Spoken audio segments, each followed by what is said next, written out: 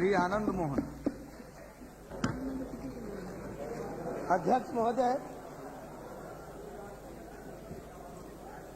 मैं विश्वास मत के खिलाफ खड़ा हूं। नया सदस्य हूं, विधानसभा का अनुभव है, लेकिन लोकसभा का ये पहला अनुभव है जहां अटल जी जैसे लोग हों, जहां माननीय देवेगौड़ा साहब हों, जहां मुलायम सिंह यादव जी हों, जहां बड़े भाई शरद जी हों, जहां हमारे आदरणीय अभिभावक गुरुवर चंद्रशेखर जी हों, हमारे पार्टी के वरिष्ठ नेता अध्यक्ष माननीय जॉर्ज फर्नांडिस और नीतीश जी हों, ऐसे बड़े लोगों के बीच ये पहला अवसर है जब मैं बोलने के लिए खड़ा हूं। और मैं नए सदस्य होने के नाते माननीय वरिष्ठ सदस्यों से निवेदन करूंगा कि वो हमें प्रोत्साहन दें, क्योंकि हमारी ये सदियों पुरानी परंपरा रही है कि जब भी कोई बड़ी सलाह ली जाती है तो सबसे छोटे और नए सदस्यों को पहला अवसर मिलता है। ये हमारी भारतीय परंपरा रही। सेकुलरिज्म सबसे ज्यादा आज की बहस के दौरान सांप्रदायिकता चर्चा का विषय है। बड़ी ऊंची ऊंची लंबी लंबी बातें की गई। लड़कपन से हर चुनाव में लाल हरी पीली झंडियां लेकर लोग इनकलाब की बातें करते हैं, क्रांति की बातें करते हैं, परिवर्तन की बातें करते हैं, व्यवस्था परिवर्तन की बातें करते हैं, सांप्रदायिक सद्भाव की बातें करते हैं। और ऐसे में मुझे नीरज की एक पंक्ति याद आती है, और यहां इनकलाब नहीं, पैसा है, सौदा है, इसकी दुकानें हैं, हाट बाजारें हैं, जिनमें वो कपड़ों के मोल भाव बिकता है। चांदी और सोने की इसकी तराजू में आदमी से लेकर ईश्वर तक तुलता है। और यहां दिल दिल के बीच दीवारें हैं, और यहां दिल दिल के बीच दीवारें हैं। जात पात रंग वर्ण देश काल बाली बड़ी ऊंची मीनारें हैं। इसको गिराना आसान नहीं। यहां लगे बड़े बड़े पहरे हैं, क्योंकि मठ मस्जिद और गिरजाघर ये पंडित और पादरी, शेख और मौलवी, मजहब के जितने भी ठगे ठेकेदार हैं, सब के सब इन्हीं के सहारे को ठहरे। इसे लांग जाने की सदा मौत पाना है, ईसा की भांति क्रॉस ऊपर चढ़ जाना है, गांधी की तरह गोली खाकर मर जाना है, मरण क्या तुझको स्वीकार है।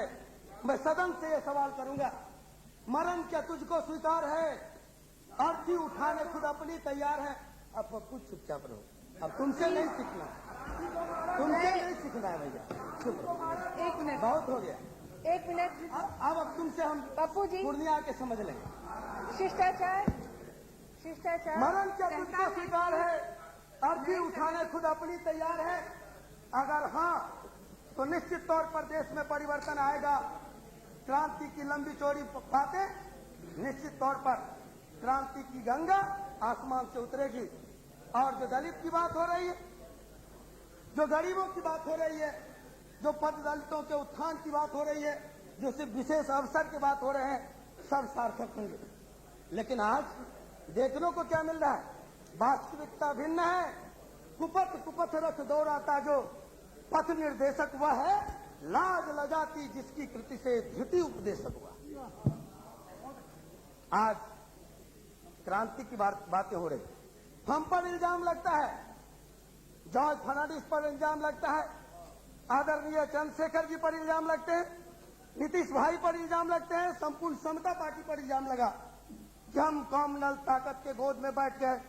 मैं पूछना चाहता हूं क्रांतिकारी मित्रों से, 67 में गैर कांग्रेसवाद के नाम पर जब लोहिया ने गैर कांग्रेसवाद का नारा दिया, तब जनसंघ के साथ आपने किस मुंह से 9 प्रांतों में सरकार चलाई?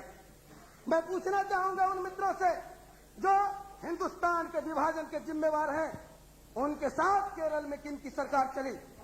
मैं पूछना चाहूंगा सेकुलरिज्म की बात करने वाले उन लोगों से कि ललथन हलवा जो मुख्यमंत्री हुआ करते थे। और मित्र, जिसने ईसाई स्टेट का नारा दिया वो किस पार्टी के थे?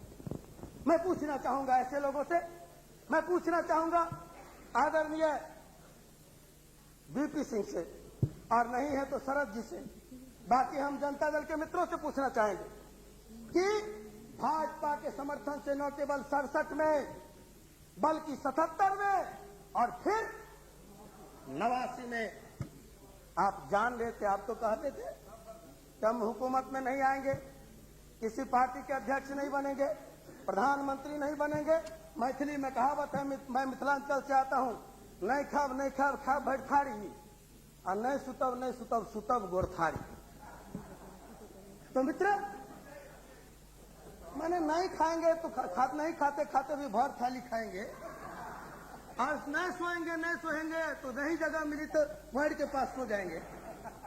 तो मित्र, ये हुआ, और इसलिए मैं कहना चाहूंगा कि सेकुलरिज्म की बातें नहीं होनी चाहिए, और सेकुलरिज्म की जो बातें कर रहे हैं उन लोगों को नैतिक अधिकार कम से कम नहीं है। हमारे जैसे छोटे लोगों ने विरोध किया था, तब ये तर्क दिया गया था कि बड़ा दुश्मन है कांग्रेस पार्टी और इसको खत्म करने के लिए छोटे दुश्मन से हाथ मिलाना होगा। मुफ्ती मोहम्मद सईद साहब नहीं है जिनके बंगले पर मैं और अखलाक अहमद गया था यही रिक्वेस्ट करने के लिए छोटे लोग कि ऐसा मत कीजिए, लेकिन हुआ। आज हमें कहा जा रहा है, इसलिए मैं लोगों से निवेदन करूंगा कि इस देश में सबों की हर मामले में वृद्धि हुई है, समस्या की वृद्धि हुई है, घोटालों की वृद्धि हुई है, जनसंख्या की वृद्धि हुई है। एक ही चीज का अकाल हुआ है, उसका नाम है नैतिकता, और नैतिकता का घोर अकाल हुआ है।